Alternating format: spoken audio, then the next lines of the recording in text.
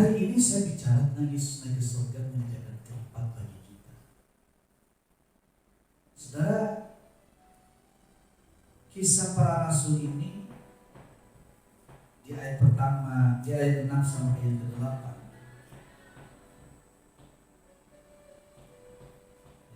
Kisah Rasul pasal yang pertama ayat 6 sampai 8 saya bacakan. Maka bertanya mereka yang berkumpul di situ, Tuhan, maukah engkau pada masa ini memulihkan kerajaan bagi Israel?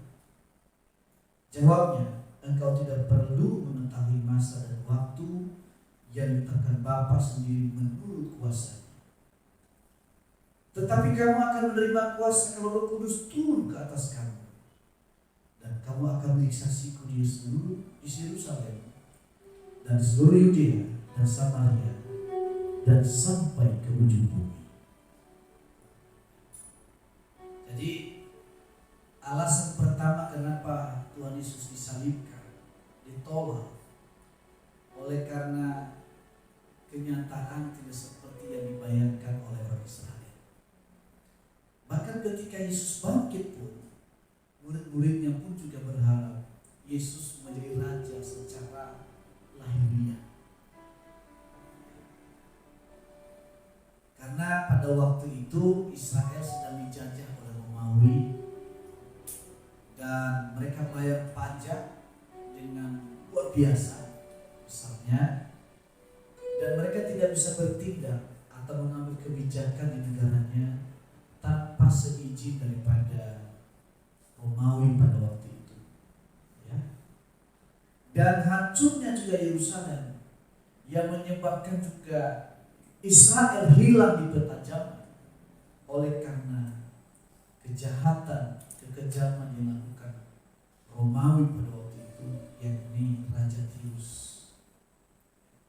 Sehingga di 70 Masehi Israel itu bubar negaranya dan hilang di peta zaman. Ribuan tahun baru mereka kembali ke sana. Nah, makanya itulah konflik yang terjadi hari ini. Karena Palestina ketika Israel hilang di peta zaman, mereka menduduki tempat-tempat di mana Israel yang harusnya itu negaranya kan diduduki. Nah, ketika Jerman menguasai dunia pada waktu itu dengan bernama Hitler, Anda harus tahu sejarah ini, jangan hanya katanya-katanya. Ketika dunia dikuasai Hitler dan pada waktu itu 6 juta orang Israel dibunuh. Ada yang mati karena ada gas dimasukkan ke sebuah ruangan lalu kemudian disemprot gas sehingga mati. Ada yang disiksa dan 6 juta penduduk Israel itu mati. Karena Hitler itu punya kepahitan. Hitler itu adalah seorang anak yatim. Lalu kemudian ibunya menikah dengan orang Yahudi, dan suami dari ibunya ini begitu jahat menganiaya ibunya, dan sehingga dia pahit hatinya kepada orang Israel, keturunan Yahudi. Lalu kemudian ketika dia sekolah, maka gurunya ada orang Yahudi yang begitu kejam menurut pandangannya, dan itu kepahitan sepanjang hidupnya, dia pahit. Sehingga ketika dia menjadi seorang penguasa di dunia, maka yang pertama yang akan dibasmi adalah orang Yahudi. Makanya begitu kejam adalah orang kepahitan. Semuanya orang yang baik sekalipun di pandangannya tetap jahat. Nah, dan akhirnya merembet ke negara lain. Nah, pada waktu itu Perdana Menteri daripada Inggris mengatakan, kalau ada orang yang mampu menemukan senjata yang menaklukkan Jerman, maka dia boleh minta apa saja. Dan yang menemukan itu waktu itu adalah orang Israel. Itulah yang mendirikan Israel. Nah, kemudian pada waktu itu akhirnya Jerman pun kalah. Dan Hitler membunuh diri di depan tentaranya.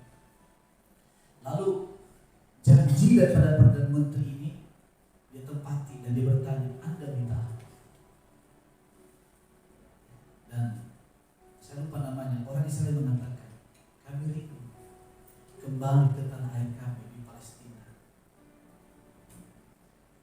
Lalu pada waktu itu tidak secara langsung, tapi mereka terjadi namanya itu perpindahan pemukiman pelan-pelan terus, sehingga apa? Israel menguasai wilayah di mana mereka tinggal hari ini. Kemudian resolusi PBB, tanahnya dibagi dua. Tetapi Palestina menolak, negara-negara Arab menolak. Sehingga tanah ini menjadi statusnya tidak ada pemilik.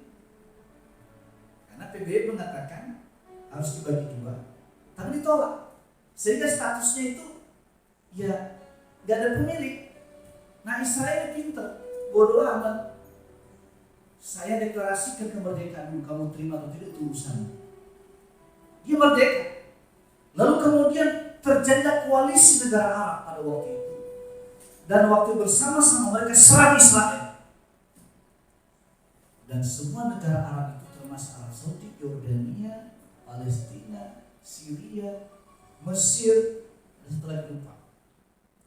Disebabkan diserang dan semuanya kalah. Nah, ketika udah kalah, mereka juga merebut wilayah 50% lebih luas dari resolusi PBB. Lalu kemudian semenanjung juga Sinai direbut Israel. Dan akhirnya apa yang terjadi? Mesir merendahkan diri dan kemudian minta damai. Lalu makanya menjadi sekutu Israel. Lalu Israel mengembalikan semenanjung Sinai itu. Tapi Israel mengatakan, awas ya, dan macam-macam. Nah, itu ceritanya, saudara. Nah, lalu kemudian sudah dikasih Tuhan. Ketika sudah menduduki wilayah ini, inilah konflik sampai hari ini. Dan Israel sedang menantikan seorang raja yang disebut Mesias secara jasmani, bukan secara rohani. Nanti kalau kita lagi tema itu, nanti akan tiba waktunya ketika mereka juga tertipu bahwa sebetulnya Mesias sudah datang. Ternyata Mesias yang mereka harapkan itu adalah Mesias palsu. Nah, jadi para murid ini mengharapkan raja yang memerintah secara lahiriah seperti Daud. Ya. Tetapi Tuhan katakan, tidak perlu kamu tahu kapan Tuhan memberikan kepada Israel. Memang pada akhirnya nanti Yesus akan memerintah selama 1000 tahun di muka bumi. Itu di materi second coming. Nah, hari ini saudara kasih Tuhan, tapi saya akan bawa kita hari ini tentang, saya bicara dengan cara yang lain. Saudara kasih Tuhan, setelah Tuhan Yesus naik ke surga, Tuhan Yesus tidak berhenti bekerja, tetapi Ia melanjutkan karyanya yang begitu mulia. Dari nas ini, juga beberapa bagian nas dalam Injil Yohanes, kita bisa melihat 3 hal utama yang Tuhan Yesus lakukan setelah kenaikannya sekaligus menjadi teladan dan panggilan bagi kita. Yang pertama, saudara, Yesus menjadi juru syafaat. Apa itu juru syafaat? Menjadi pendoa bagi kita. Kenapa Yesus harus berdoa untuk kita? Karena manusia itu bisa berubah kapan saja. Betul nggak? Orang itu bisa komitmen hari ini, tapi bisa besok dia mengingkari apa yang telah disepakati. Hari ini dia bisa orang rohani yang luar biasa ke gereja, haleluya. Tapi ketika diperhadapkan kenyataan tidak seperti yang dia bayangkan, kadang-kadang juga hal lupa. Betul enggak? Saya sering melihat itu, oh iya, orang ini lagi hal lupa. Kenapa? Statusnya sudah galau. Nah, berarti ini lagi kesal. Ya kan? Itu membuktikan manusia itu lemah adanya.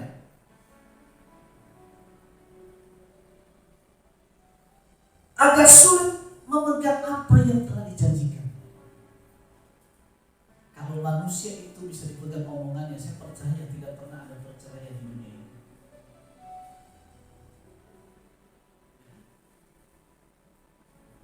Kenapa orang berani menikah, saudara? Satu dasarnya karena cinta, walaupun kadang-kadang ada yang dijodohkan juga.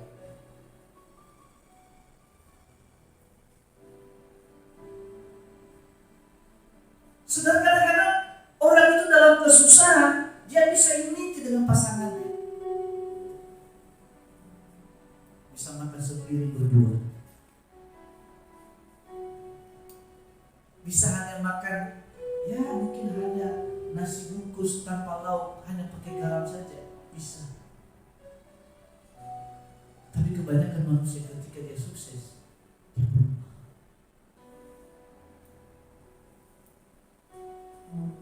Sehingga dulu muncul lagu, di mana-mana semua laki-laki biasa sama saja. Dia balas lagi, tidak semua laki-laki bersalah kepadamu.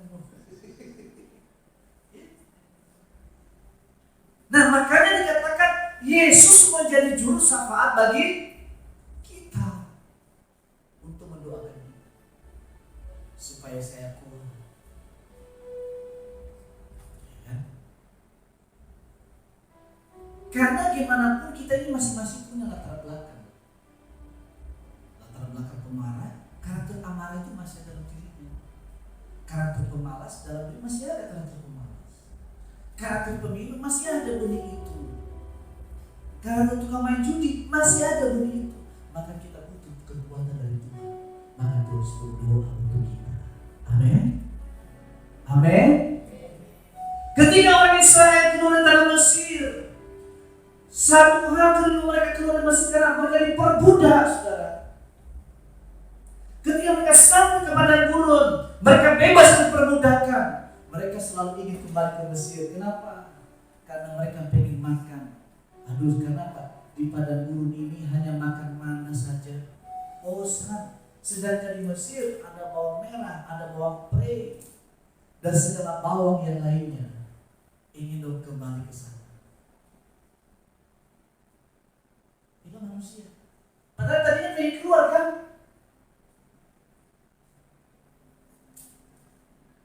Nah, salah satu tugas Tuhan Yesus ke surga, dia berdoa untuk kita. Apa yang dilakukan Yesus? Ia menjadi penantara bagi kita di hadapan Bapa. Ia terus mendoakan dan memperjuangkan kita sebagai imam besar yang kekal. Makanya Tuhan Yesus tidak perlu kita mendoakan supaya dia masuk surga, karena memang dia di surga, bos. Paham? Mengerti? Anda gak jual Yesus karena cinta. Anda gak jual Yesus karena ekonomi. Anda gak jual Yesus karena pekerjaan. Hari-hari ini banyak anak muda jual Yesus. Banyak anak muda jual Yesus karena duren. Tahu duren? Siapa yang tahu duren? Hah? Udah keren, kok kenapa tahu? Gak ada. Saya bicara fakta, saudara. Gara-gara ada duren bintang 2. Duren yang punya posisi, yang tadinya bersaksi di mana-mana, sekali Yesus tetap Yesus. Ternyata sekali duren tetap buahnya duren.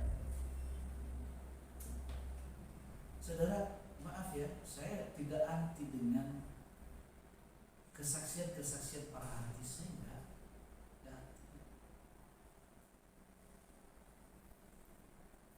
Saudara, saya juga tidak tertarik ada KKR. Wah, dihadiri oleh artis ini kesaksian luar biasa. Yang bersaksi hal yang sama, apa yang terjadi? Dulu saya ingat dulu ada artis, oknum artis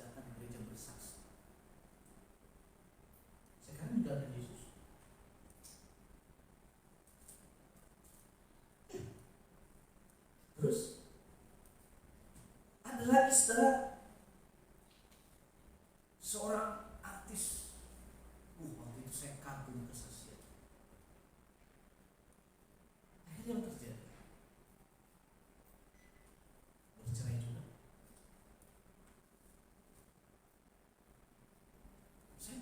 Saya kan nonton, karena situ saya salah satu kelemahan itu agak sulit melupakan sesuatu yang pernah saya lihat dan dengar.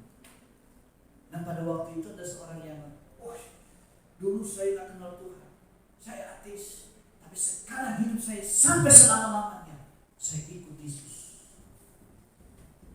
Ternyata dia ikut nafsu. Dia punya istri yang baik, menurut saya juga termasuk cantik lah, memang cantik, sama-sama artis. Saking abainya istrinya ini menerima suaminya, maaf ya, disiapkan kondom setiap pagi di tas suaminya. Sampai pada titik tertentu istrinya udah gak sanggup lagi mungkin. Dia terpaksa harus berpisah. Itulah manusia. Gampang bro. Itulah mereka yang berdoa. Dalam Yohanes 17 ayat 9 bilang begini, Aku berdoa untuk mereka, bukan untuk dunia. Aku berdoa, tetapi untuk mereka yang telah Engkau berikan kepadaku, sebab mereka adalah milik. Yesus berdoa untuk saya, untuk Pak Balian, untuk Bu Tari, untuk Bu Mary,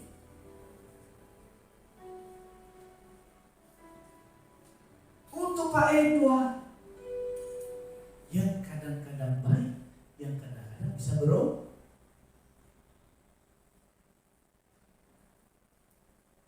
Bagaimana saya bisa doakan penyelamat saya dia jadi masuk surga? Betul kan? Yesus sudah di surga dan berdoa untuk kita. Mari kita layani. Yesus pernah mati dan bangkit sehingga kuburannya masih kosong. Tapi ada orang yang mengatakan dia telah pernah mati dan tidak pernah bangkit sampai hari ini. Sehingga Pak harus didoakan, harus dibela. Yesus tidak perlu kita bela, dia pembela kita yang ajaib. Yesus tidak bisa dinista, dan Alkitab kita yang kita pegang juga tidak bisa dinista. Karena ini kan kertas, cetakan pabrik. Yang menyelamatkan firman yang tertulis dalam, yang tidak bisa dihapuskan oleh siapa. Makanya di negara mayoritas Kristen sekalipun tidak ada front pembela Kristen, tidak ada tokoh yang membela para ulama Kristen. Kalau ada itu menjadi bahan ledekan. Betapa kamu itu, lemah iman. Karena Alkitab mengatakan orang akan membenci kamu, bahkan membunuh kamu, karena dia mengira dia berbuat baik bagi kamu. Gereja itu tak lepas dari kamu.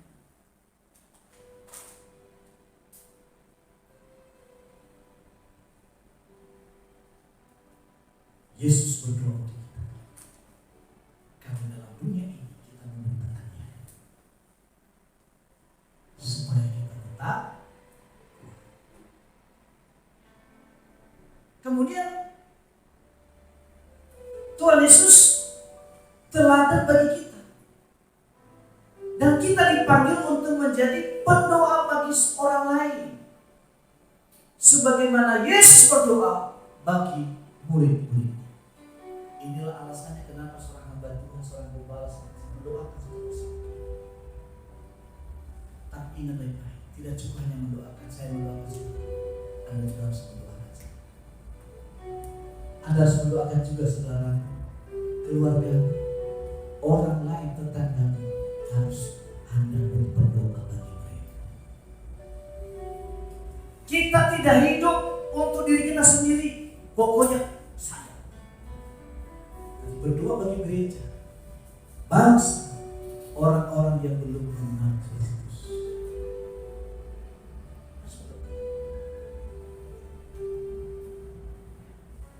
Sampai kapan? Sampai kita menutup mata. Lagu ada seorang anak yang buta menyanyikan lagu. Sampai akhir ku menutup mata, ku tetap setia menanti janjimu. Sampai ku dapatkan mahkota kehidupanku, ku tetap setia melayanimu. Siap, siap menjadi pendoa meskipun ada juga punya masalah. Mau? Ayo sama-sama. Amin. Melayani Tuhan tidak harus dipromot dari mimbar ini. Tidak harus seperti Bu Mary menjadi Bu Eli. Tidak harus seperti Bu Elis. Tidak harus juga seperti saya sebagai pengkhotbah. Ketika Anda berdoa, Anda adalah pelayan Tuhan. Amin. Minimal mendoakan keluarga Anda.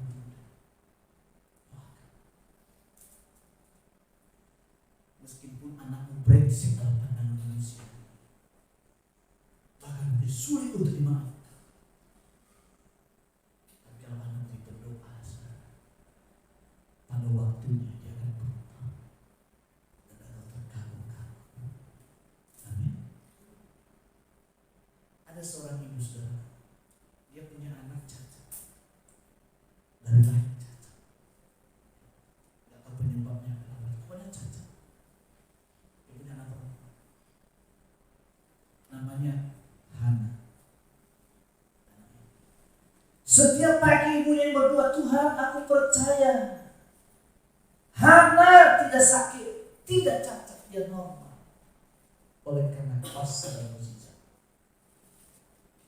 Tahun pertama tidak ada mukjizat, tahun kedua tidak ada mukjizat, tahun ketiga tidak ada mukjizat, tahun keempat tidak ada mukjizat, tahun kelima tidak ada mukjizat, tahun keenam tidak ada mukjizat, tahun ketujuh tidak ada mukjizat, tahun kedelapan tidak ada mukjizat, tahun ke-10 si anak normal. Berapa tahun? Anda berdoa berapa tahun?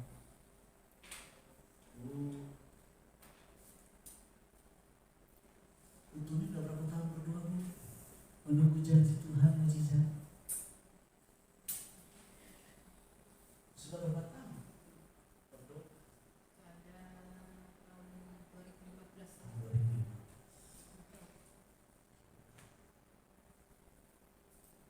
Saudara, dari anak yang cacat sekarang sudah normal. Itulah doa orang tua berkuasa. Makanya selalu saya ngomong sama anak, hati-hati kalau ibu sudah mengeluarkan statement, kamu akan kualat sendiri. Dan kalau masih punya orang tua, hormat sama orang tua. Sebrengsek apapun dia, kamu harus hormat.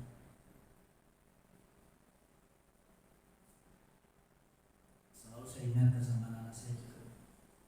Saya udah segini, ibu saya itu orang kampung, hitam pendek kekini.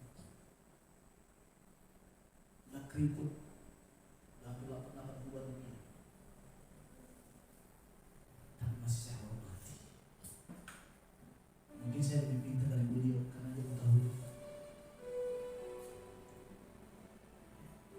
Tapi harus saya bangga saya bilang. Karena perempuan satu inilah Petrus lahir di muka bumi. Dan karena doanya lah sampai saya tahu seperti ini. Sehingga bisa saya punya istri yang cantik, punya anak yang cantik, pintar-pintar, punya anak yang ganteng, pintar-pintar. Itu tidak terjadi begitu saja, Bos. Ada orang tua yang sedang berdoa. Ya. 1000 kesalahan anak. Dalam beberapa detik ibu tidak bisa lupa, orang tua bisa lupa, betul tidak? Tapi satu kesalahan orang tua kepada anak, kadang-kadang anak itu diingat seumur hidup. Rasanya nggak adil hidupnya.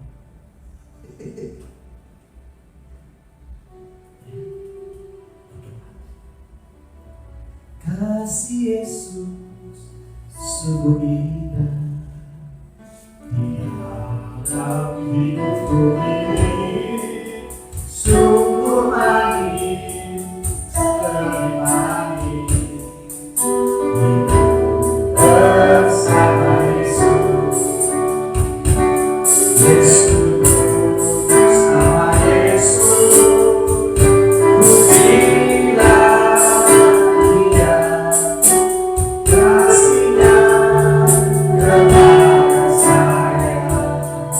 kasih-Nya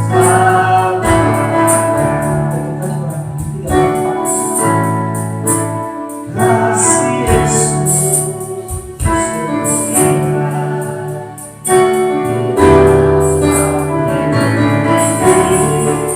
sungguh indah sungguh manis sekali manis bersama Yesus.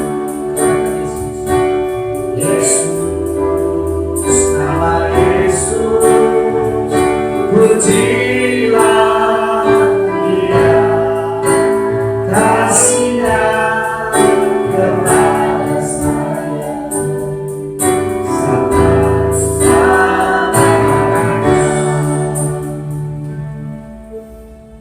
Saudara,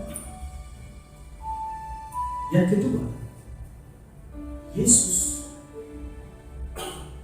naik ke surga untuk menyediakan tempat bagi.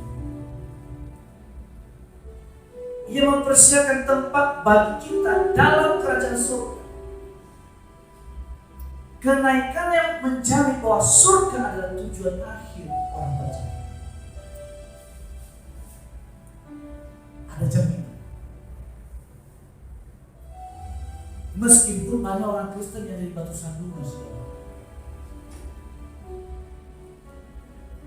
Meskipun kadang-kadang kita ke gereja juga, ya karena terpaksa nggak enak sama Petrus, di follow up terus. Meskipun kadang-kadang menyakiti hati Tuhan, sehingga orang menilai, orang Kristen masih apaan?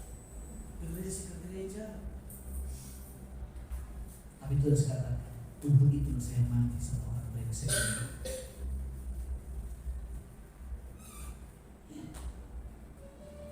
Sama orang yang bikinnya yang ini dikasih tahu nggak ngerti-ngerti. Orang masih mungkin, mana mungkin orang kayak gini penghuni surga, yang benar penghuni neraka.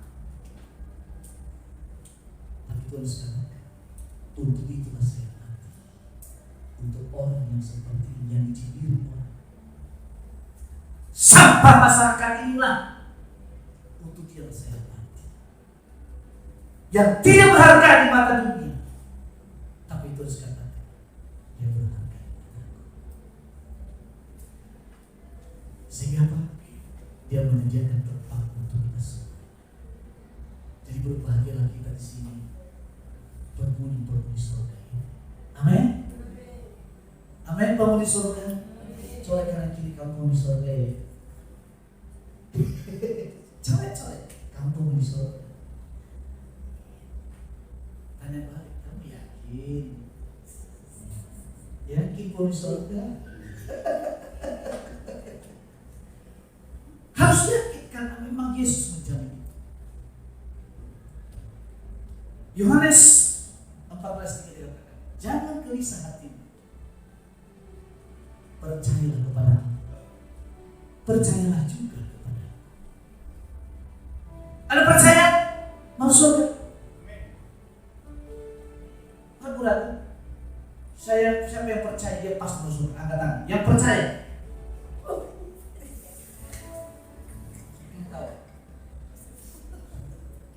Oke, spontan ya. Siapa yang percaya dia pasti masuk surga? Angkat tangan.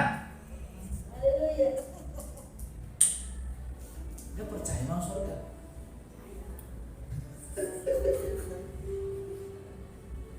Saya percaya mau surga. Karena saya bukan orang berdosa. Saya orang kudus karena Yesus telah menguduskan hidup saya. Bukan karena kuat gagah perkasa saya, tapi karena Tuhan Yesus yang menjamin. Di rumah Bapakku banyak tempat tinggal. Jika tidak demikian, tentu aku mengatakannya kepadamu. Sebab aku pergi ke situ untuk menyediakan tempat bagi. Saudara, Alkitab kita, ajaran Yesus tidak perlu sempurnakan karena yang sudah sempurna. Meskipun ada yang mengatakan, pokoknya junjungan saya yang menyempurnakan Alkitab, menyempurnakan ajaran Yesus. Siapa bilang Yesus tidak amoral? Tapi yang datang yang amoral, bagaimana menyempurnakannya? Merusak dia. Betul? Ada nggak Yesus ambil pisau bunuh orang sedang dia dianiaya? Justru ketika disalibkan dia mengatakan, ampuni mereka Bapa, karena mereka tidak tahu apa yang mereka perbuat.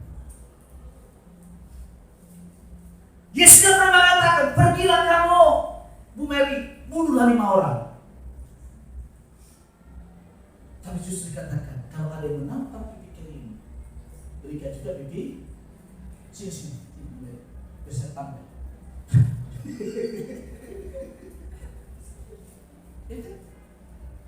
Itu berbuat baiklah bagi yang menganiaya kamu dan beri tumpangan kepada setru, dan kalau dia lapar berilah dia makan.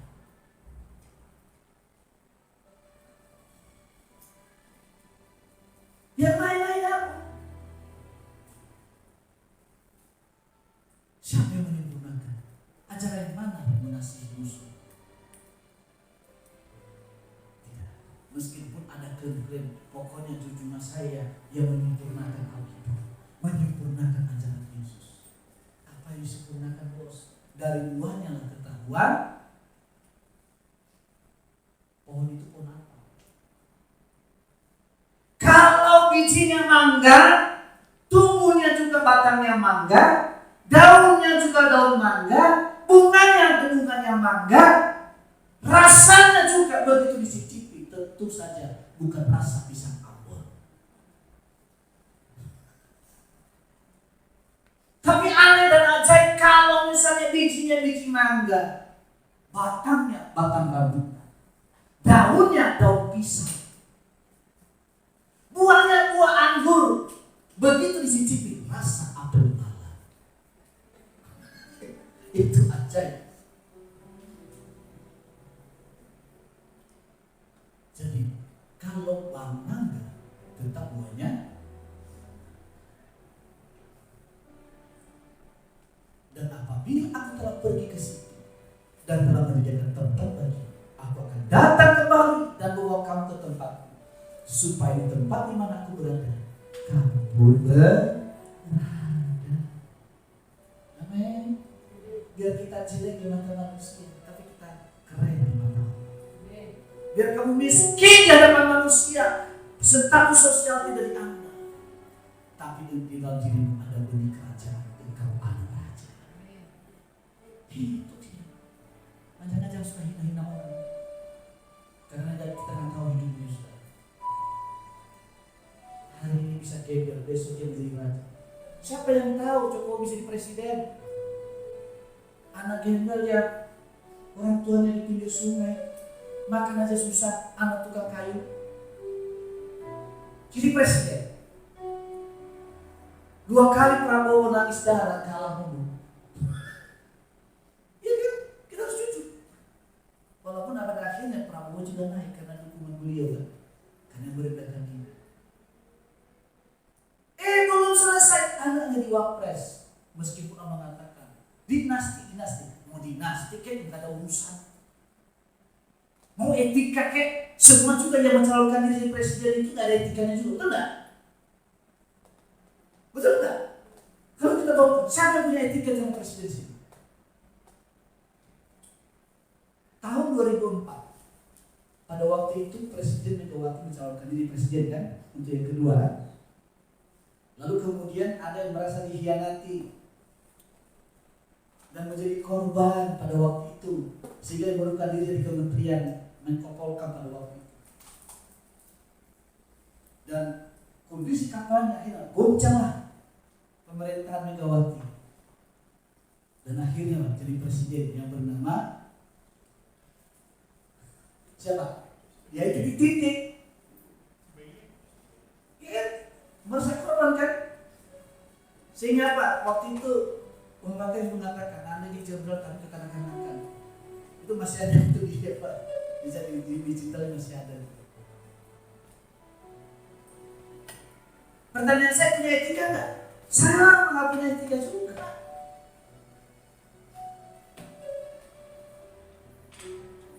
Tadinya dia akan jadi menteri. Begitu mau jadi menteri, dihina presiden. Ada juga begitu. Makanya nggak terpilih jadi wakil presiden. Ya. Dijadikan gubernur, dibiayai. Begitu jadi calon presiden, dia menghina orang yang menolong dia untuk mengantarkan gubernur. Makanya nggak terpilih jadi presiden. Kan sama kan, punya etika juga. Cuma memang Alkitab mengatakan, selumba di mata orang kamu mampu melihatnya, tapi balok di matamu kamu nggak pernah lihat. Itu kata oleh seorang Farisi. Jadi sudah kasih Tuhan, Tuhan berikan jaminan di mana Yesus berada, di situ pun juga diantarkan ke sana. Saudara, kemudian akhir hidup adalah bersama dengan Allah. Kita memberitakan Injil dengan giat agar sebanyak mungkin orang juga mendapatkan tempat di surga. Kita hidup dengan perspektif kekal dan memberitakan kepada kehidupan kekal itu kepada semua bangsa.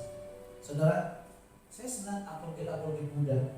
Saya nggak berani, bukan nggak bisa saya, tapi memang tidak memungkinkan saya melakukan seperti Agatha, seperti apa itu namanya, siapa orang Batak itu, Edis TV, siapa ya, Sufiatul. Saudara tahu nggak? 3 tahun Agatha siaran melalui TikTok, ratusan orang dibaptis. Itu non Kristen. RK, pemuda Katolik, bahkan ada tokoh agama dibaptis. Ada lagi banyak. Generasi memberitakan supaya apa tujuannya? Supaya sebanyak mungkin orang masuk ke dalam surga. Kita baca Alkitab ini bukan supaya kita dapat pahala, saudara. Kita baca Alkitab ini supaya kita mengerti dan tahu jalan Tuhan. Hari-hari ini banyak orang berlomba hanya bisa menghafal, nggak tahu arti. Kenapa? Bukan pengertian diinginkan. Yang penting cari pahala. Salah. Pahala itu udah otomatis Tuhan kasih kepada kita kalau kita mengerti firman dan hidup sesuai dengan firman Tuhan. Kita hidup dengan perspektif kekal dan memberitakan kehidupan kekal itu kepada semua orang. Ini khotbah saya hari ini juga masuk di media sosial dengan cara yang halus. Dalam mereka yang bekerja dengan cara mereka. Sampai hari ini ketika diskusi dengan istri, buktikan saya salah di mana? Gak ada satu pun yang bisa buktikan. Tapi jangan coba-coba Anda yang ada di Indonesia sini, baik buat YouTuber juga, jangan coba-coba Pak. Ada anak Batak tuh yang gara-gara live diskusi tangkap polisi, rumahnya dikepung. Jadi Indonesia dia begitu kan, kalau biar mereka. Kita beritakan Injil, satu tujuan supaya setiap lutut bertelut, setiap lidah mengaku Yesus Kristus adalah Tuhan. Tidak bisa dibatasi oleh apapun. Undang-undang manapun tidak bisa. Mesos ini tidak bisa dibatasi. Bisa menembus batas. Aturan mungkin bisa menghalangi kita memberitakan Injil. Tapi kuasa Tuhan melalui media sosial tidak bisa dihalang. Itu dia. Makanya kalau ada yang menghina Kristen, tak usah marah, biarin aja.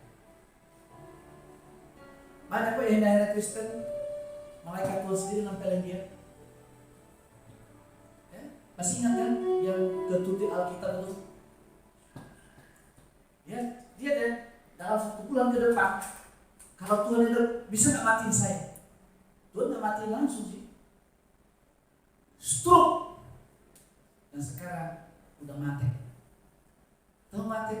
Sudah mati. Itu mantan pendeta, saudara. Mantan pendeta GPPS. Waduh, hinaannya terus. Kenapa? Nggak perlu marah. Dan nggak diproses hukum juga. Dia tidak tahu lagi. Ada lagi tuh yang mengaku apa, Pak? Tiba-tiba mati muda. Ada lagi yang menghina Kristen. Satu keluarga mati di tol, saudara. Satu keluarga. Jadi nggak perlu kita bela. Kalau Tuhan yang bela lebih mantap kan? Diadili, masuk neraka langsung. Jadi nggak usah marah kalau kekristenan dihina. Kalau kamu marah berarti kamu nggak yakin agamamu. Nggak cocok bagi orang Kristen. Mending kamu pindah aja. Karena kita mengatakan kasihilah musuhmu, berbuat baiklah kepada seterumu. Kalau dia lapar, beri dia. Iya. Biarpun kekristenan dihina-hina, sudah tetap aja kekristenan maju terus bersama Yesus. Terus kemudian saudara kasih Tuhan yang terakhir, Yesus naik ke surga. Supaya apa? Yesus mengutus Roh Kudus. Ia mengutus Roh Kudus sebagai penolong dan penuntun bagi gerejanya, agar kita tidak ditinggalkan sebagai anak yatim piatu. Ya, ada pesan. Yang perlu kita lakukan itu, kita dekat dengan Tuhan. Mana ada anak nggak mau dekat sama bapak? Kalau nggak ada Pak Jajan. Betul nggak? Sebagai anak, selama dia dekat dengan bapak, maka perlindungan di surga. Kalaupun ada bapak yang bertanggung jawab, dia sudah cerita. Dan bapak yang normal, dia dekat dengan anak. Dia melindungi anaknya, dia mengajar anaknya, dia akan menolong anaknya. Roh Kudus itu ibarat seorang bapak, seorang ibu, seorang saudara, seorang sahabat yang mengingatkan, mengajak, menolong, memampukan.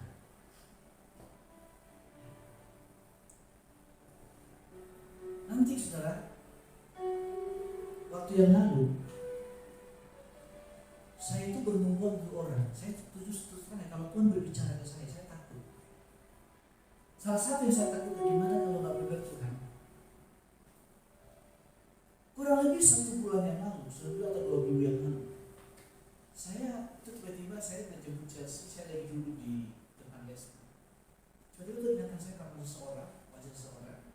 Lalu ini sampaikan ini. Lalu kemudian saya sampaikan pesan yang Tuhan kasih ke saya. Nah, waktu saya sampaikan pesan Tuhan ini, saudara, saya bergumul. Kira-kira terjadi nggak ya? Bukan buatan tapi buat-buat.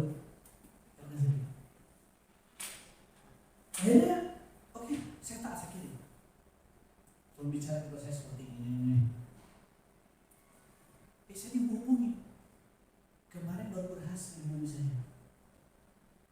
Pak, saya menangis apa yang Bapak tuliskan? yang Bapak sampaikan itu persis perusahaan di mana saya bekerja, semua di PHK dan tinggal saya seorang diri. Dan bukan saya seorang diri, tapi saya dibikin perusahaan oleh bos saya. Akhirnya saya bilang, puji Tuhan membuat saya pas. Oh, ini baru nabi, ini baru nabi.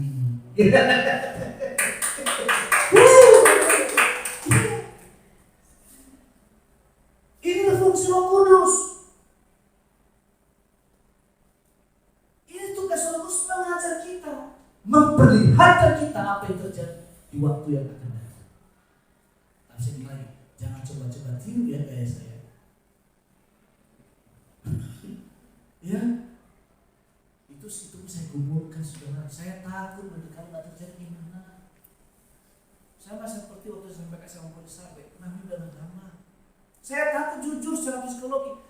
Gimana lo bisa ngomong? Ini hamba Tuhan atau mengutukin orang? Jujur saya takut.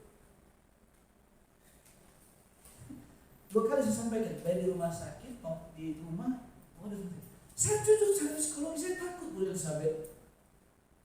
Gimana kalau Bu Tari marah? Tapi itu sih gimana sih? Mami saya dikutukin. Tapi kayak Tuhan udah suruh, ya saya ngomong. Memang tak lama kemudian juga Tuhan panggil. Ya supaya apa sebetulnya? Supaya apa? Anak-anaknya mempersiapkan diri. Itu tujuannya sebetulnya. Ya, saya ngomong. Dan yang bersangkutan ini sebelumnya dulu pernah saya berbuat untuk dia beberapa tahun yang lalu. Waktu itu dia nganggur sampai diusir dulu. Dia persis ulang tahun. Waktu itu tumpangan tangan, saya ngomong begini, tahun ini Tuhan akan berikan hadiah kepadamu. Dan ketika Tuhan berikan hadiah itu, kehidupan berbeda. Kalian bisa. Saya juga nggak tahu namanya. Saya dicari. Saya ingin itu tahu yang penyataan doa saya itu. Karena pada waktu itu kami sedang melayani daerah Banten sana. Saya khotbah di depan orang-orang di luar Kristen ini. Jantung saya saudara. Khotbah di depan di luar Kristen ini. Memberitakan nama Yesus nggak gampang. Kalau nggak coba-coba ikut saya. Saya suka berkhotbah. Gemetar tidak ini. Saya belum siap mati. Aduh gimana ini. Tapi saya suruh khotbah. Saya khotbah cuma 5 menit tapi serasa 2 jam. Saya cuma memang saya khotbah 5 menit terus mereka suka cita. Baru mereka tahu Yesus itu gitu. Makanya bisa. Saya cari berapa? Saya cari itu pendeta yang mendoakan saya. Hadiah ulang tahun saya. Ya ketemu. Pada akhirnya dapat juga lama terus. Saya ngomong Bapak terus ketemu Bapak. Apa yang Bapak nubuatkan itu benar terjadi. Saya tadi yang pengangguran. Sekarang saya bekerja bukan sebagai pekerja biasa, tapi saya bekerja saya sekarang dalam kepercayaan bos yang menentukan kebijakan perusahaan. Itu kalau Tuhan berbicara, itulah fungsi daripada. Nah kalau saya bisa mengalami hal yang sama, semua juga bisa. Ini ada oma ini, kemarin kami ketemu saudara di kota, benjol-benjolan mukanya ini. Ada lihat benjol di mukanya sekarang? Gak ada kan? Itulah pekerjaan Roh Kudus. Habis kita doa, sekarang udah mulus wajahnya. Bukan karena mandi madu, mandi susu, enggak. Apalagi mandi arang, enggak. Itulah kuasa daripada Roh Kudus. Amin. Jadi kalau orang udah bilang Yesus biarin aja.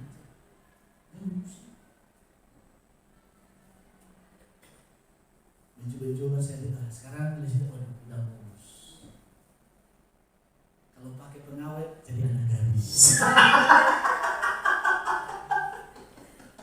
Tapi nggak usah lah ya, biarpun awet muda wajahnya, tapi kalau tenaganya udah habis sama aja keropos.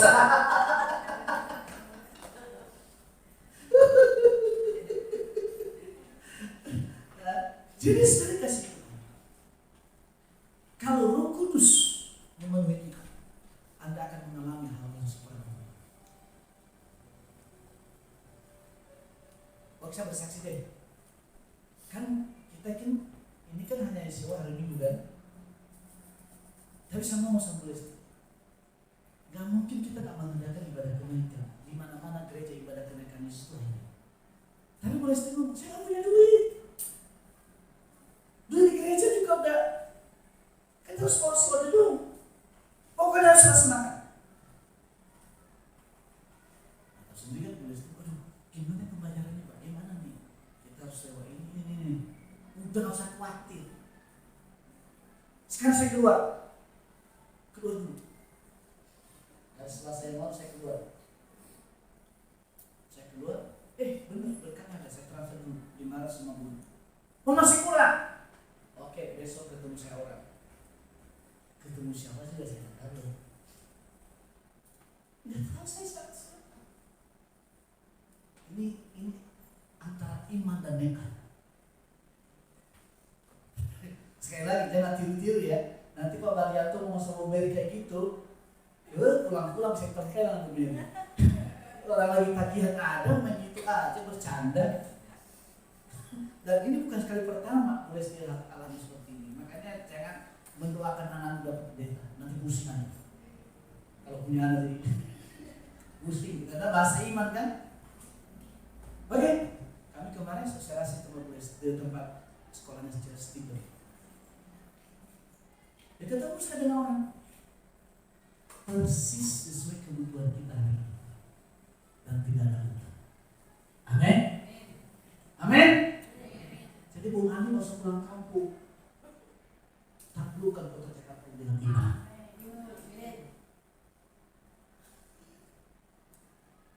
Jangan takut kekurangan. Taklukkanlah kekuranganmu dengan iman. Taklukkan kemiskinanmu dengan iman di dalam doa. Tanda ini menyertai orang percaya. Itu Alkitab. Firman itu untuk dibuktikan kepada kita, bukan untuk dihafal. Kalau Anda makin menghafal tanpa pengertian benar, Anda menjadi orang Farisi. Yang selalu melihat kesalahan orang terus, tapi tidak peduli. Jadi saudara kasih Tuhan, kalau orang lain itu kita pun sudah bekerja. Ya, kita bersih. Tangannya terbuka, menunggulah, tak tersembunyi kuasa Allah. Iman saya udah mulai kembali, saya masih seperti dulu saya baru kenal Bu Lesti. Ketika mau menikah saya kasih ATM. Saya suami hebat loh, begitu cinta sama Bu Lesti saya percayakan ATM saya. Isinya cuma 600.000. Ngajak menikah. Kami cari rumah di mana-mana. Untuk kredit rumah. Tapi indah pada waktunya Tuhan tidak pernah permalukan yang baik. Pulang kami sampai hari ini. Itu angkanya. Ketika tahun 2013 saya dalam keadaan masalah, berbagai tudingan, hinaan orang. Di tempat tidur saya berdoa, saya bisa sampai ke sebuah tempat di mana orang itu kumpul. Apa yang mereka omong saya tahu. Ini yang kumpul ini si A, si B. Mereka ngomong ini. Besok saya ketemu mereka, saya kayak ngomong ini kan, ini kan. Tapi terus tahu pasti ada pengkhianat sini. Enggak, ada Roh Kudus yang menolong.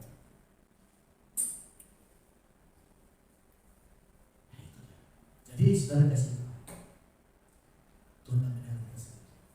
Pada waktu itu 2013 saya merasa sendiri. Saya merasa sendiri dengan Bu Lesti. Anak-anak masih kecil. Saya belum ada. Sampai minyak urapan itu di jalan saya tumpahkan di jalan. Orang yang berniat jahat ini yang tidak mampu melewati ini. Sampai segitunya loh.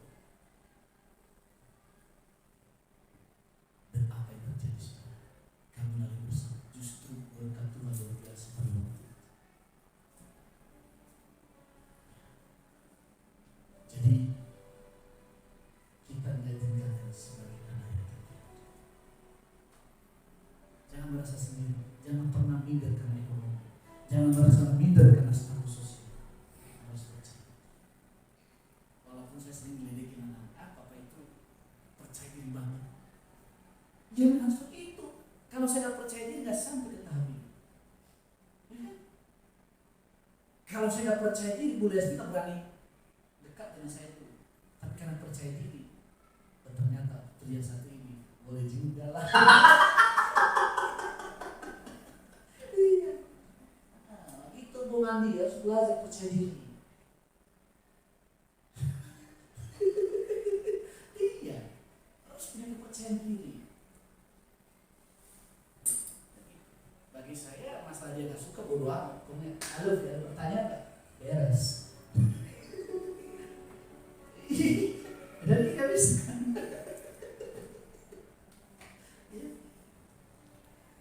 Mau aku alasannya nggak ada urusan.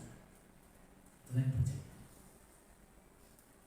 Yohanes 14 katakan, aku akan meminta kepada Bapa dan Dia akan berikan kepada seorang penolong yang lain, supaya menyertai kamu selama-lamanya, yaitu Roh kebenaran.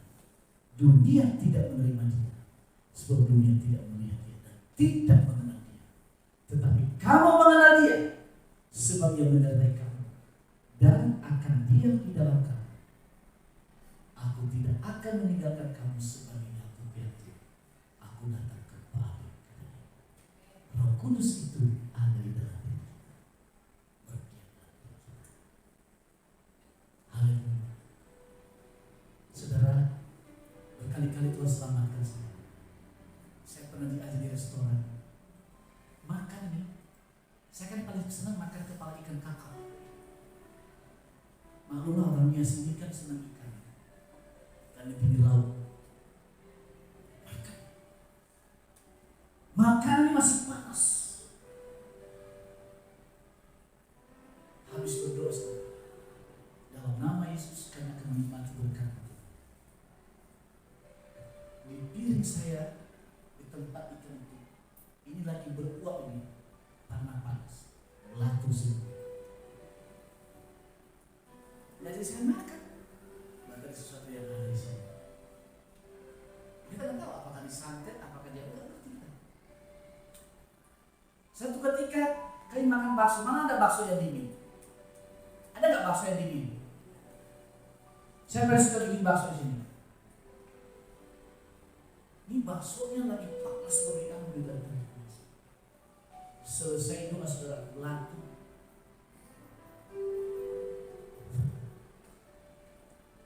Terakhir di Senin sama Bu Lesti, sama anak saya, sama Bang Sabar, sama beberapa lagi orang yang baik. Makan di restoran Nias. Mereka ambil telur di sana, udah matang semua, mereka puas makan. Saya ambil itu telur, mentah, sampai heran pemilik restoran. Bisa mentah sana mengambil dari air panas. Kok bisa? Roh Kudus itu memproteksi kita dari kekuatan maut. Makanya Tuhan jangan tantang, sikat. Makanya kalau berdoa itu, kalau nyanyi itu jangan hanya diem terus. Saya kalau menyembah, kadang saja dimulai bisa buka mata sedikit. Orang lagi nyanyi, ayo kita nyembah.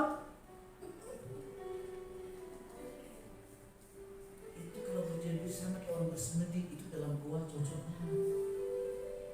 Masa nyembah? Karena Roh Kudus itu akan mengejar orang-orang yang punya roh yang antusias. Amin.